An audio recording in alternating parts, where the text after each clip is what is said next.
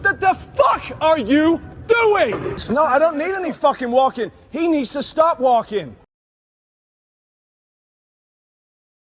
In a Violent Nature is a new horror movie by Chris Nash. It is now streaming. It was being distributed by Shudder. I really wanted to see this back in May when it came out in the theater. I also wanted to see Strange Darling. I just saw those both on digital.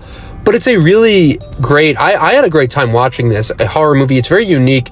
It follows an undead man named Johnny who is awoken when these kids are walking through the woods. They take a locket from his grave where he died in a fire, and he comes back from the dead and tries to stalk and kill all these kids. Very reminiscent of Friday the 13th. This movie has a unique approach to it, though.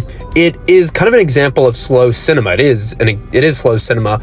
And that means it has a lot of long takes. You're mostly watching one really long take, could be like 5 minutes of just a character walking.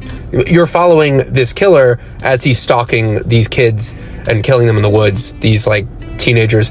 I think this is a really cool concept. And I think slow cinema is a very unique approach to a movie that it seems not a ton of people will go see. A lot of movies are very fast paced.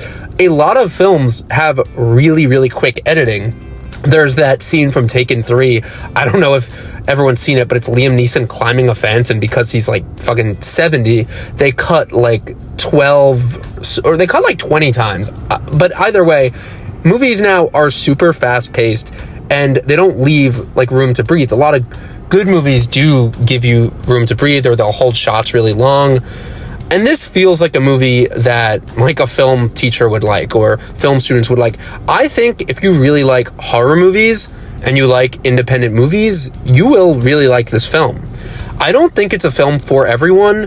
I do think it's very entertaining. And I do think if you go into it with the right mindset, you'll enjoy it. Like, don't go in expecting a typical horror movie with the jokes and with the colors and the fast pacing. It isn't really like that. It is trying to do something different. But I think because of this original style, it is very unique and it is very atmospheric. It's very immersive. I really did enjoy this movie. I did watch this on my iPad. I don't like watching movies on a small screen.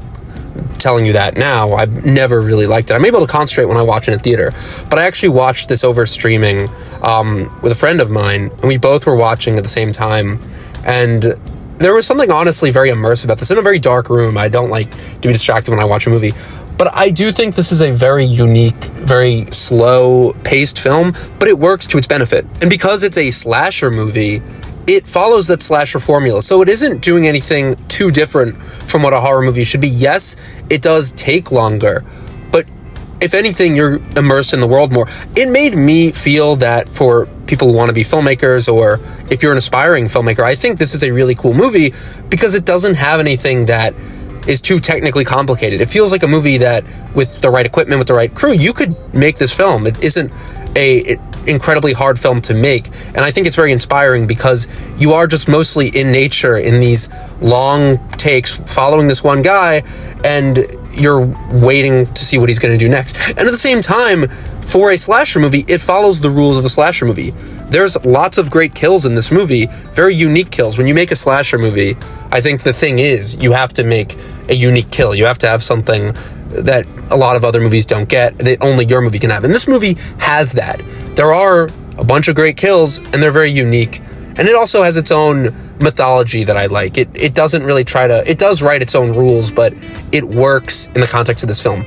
And also, this movie is getting a sequel. I think that's very impressive. It's a very slow movie that somehow made enough money that people are going to want to see, and In a Violent Nature too, and I will see it.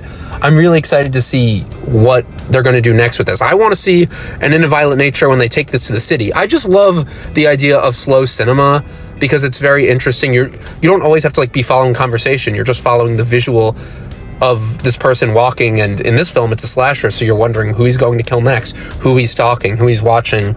And they do a good job at also kind of hiding his face through most of the first and I believe the early second act. It's a very enjoyable movie. Again, I don't think it is for everyone, but if you are into horror movies or you want to be inspired and you are an aspiring filmmaker, I think this is a very great film to study, to watch, and it's enjoyable. I do think the very end is a bit slow. purposefully, that's just one thing I want to acknowledge. I didn't think it was bad. I didn't think it was like really good, but it does have this very, like, the opposite of what you'd expect for a horror movie ending. And I do think that's definitely on purpose.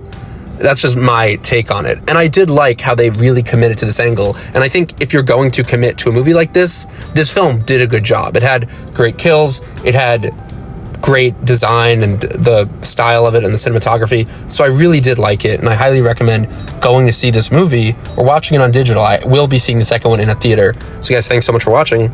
Enjoy. It's Violent Nature.